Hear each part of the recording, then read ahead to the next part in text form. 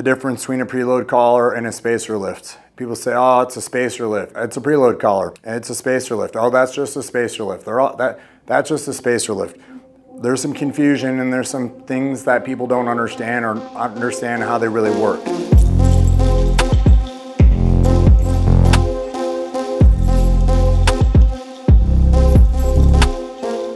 So as I go through the internet and I read through some of the comments and some of the confusions that go on with the people that are out there, I kind of see it on a lot of the forums on Facebook. This is a spacer lift. This is a true traditional spacer lift that has been around for years and years. This is really, originally, this was the only way to lift a lot of the trucks back in the day. And for a long time, this is how people did it, and this was the cheap way to do it. It still is the cheapest way to do it. Is it the best way? It absolutely is not. It's probably the worst way, but people still do it because they spend all this money on their truck, and they've spent all this money, say 50, 60 grand on their truck, and they're like, hey, I just don't have the money to spend on a lift kit for my truck right now, or hey, I'll just do this and this will hold me over.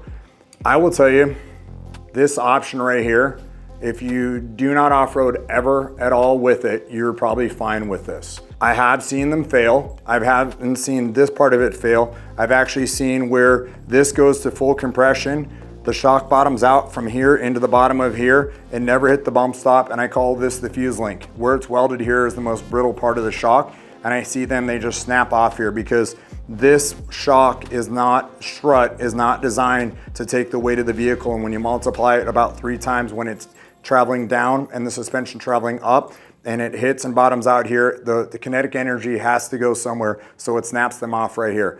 The other unfortunate thing with this spacer lift, as this pushes the strut assembly down, the axle angle was never designed to be past where it was designed from the factory. So basically the factory design of the strut at its full droop section, or the droop on it, was designed for a purpose for the angles of the axles to maximize their life expectancy and the CV boots and all that stuff that go along with that. So this is a spacer lift. This is a traditional true spacer lift.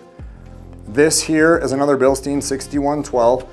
This has our preload collar in it, which is here. So now when the shock is at full extension and it's bolted into its factory location, it is not extended any farther than it was designed from the factory. Now when this goes to full compression, it no longer allows the shock, because it's using the factory bump stop that was designed on the lower control arm or within the suspension to stop and not bottom out in here. It stops where it's supposed to. That's designed to take the weight of the vehicle. So this is our preload collar. Where I showed you on this, it's stacked on the top, pushing the strut assembly down.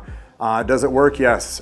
Is it the wise way to do things? No. I've seen these fail when I worked for Toyota. I saw these fail where people would speed through parking lots and go over a speed bump, and this thing would go to full compression with the weight on the Tundras, typically because the amount of weight that was on the front of them, and because the factory struts are so weak and the spring rate so low, that they'd go over the speed bump and it would go to full compression and would cause them to snap off, and then what they do is the front of the truck would fall down.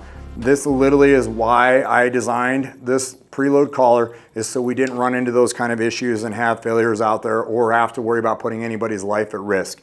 The other nice thing about this is it keeps the function of the shock or the strut the way it was designed from the factory. It doesn't push any additional load on the shock shaft here. I will tell you, if you're installing this and you get this thing all tightened back up into place and you tighten the top hat all the way around, it does not want to align the lower part of the shock eyelet back into the spot where it's supposed to go, where the bolt goes through it. It actually, you have to force it with a pry bar if this gets tightened down here. So a lot of guys do is they leave these bolts loose on the top here so they can get this bolt to line up down here, because this has been pushed down and now has changed the angle of it, so to get the bolt back through, and then they go back and they tighten these. So what that does is it creates a lot of force on the shock shaft here. It actually tries to bend it like that. That's why when these things fail, they snap off right here, and it usually pushes the same way that the shock was actually trying to get itself to go, because of the additional load that it's pushed out because of the way it's tightened and the way that the top hat is designed into where it bolts in at the top of the tower for this, and it wasn't designed for this. So I wanted to share that with you. This is our preload collar. It's all billet aluminum. It starts out as a solid chunk. You can see down in here, that when we put this on, it seats itself. You can see the design here. So when the spring sits on it, it sits on here nice. And like, again, it replaces the lower collar so it looks like it's factory. And for the most part, most people don't even realize that it's actually been installed in the vehicle. The dealers don't, but we do have a lot of dealers. We have over 3,000 dealers across the country that we sell to our parts, and we're happy that they believe in us and what we do. But we've put a lot of time and development in all of our stuff. And there was a lot of time that went into this. There was a lot of time that went into the alignment specifications that we specified for each one of the different lifts and for each one of the different vehicles. So it's not just some, like this piece here, this spacer lift could be bolted in pretty much in anything.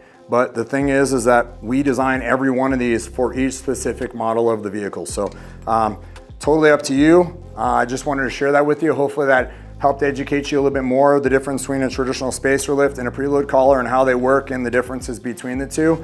Like I said, for some people this might work and it might be the way for them to go, and other people say, hey, I want to spend a little bit extra money, I'd rather go this route with it. It's up to you. They both are lifting the vehicle. One is a preload collar, one is a traditional spacer. Again, thank you guys for watching. I hope this helped you a little bit. And if you have any other further questions, please don't hesitate to comment below or to reach out to me personally. And if you're not subscribed to our channel, please get subscribed. We'd love to hear from you. Thanks so much for watching.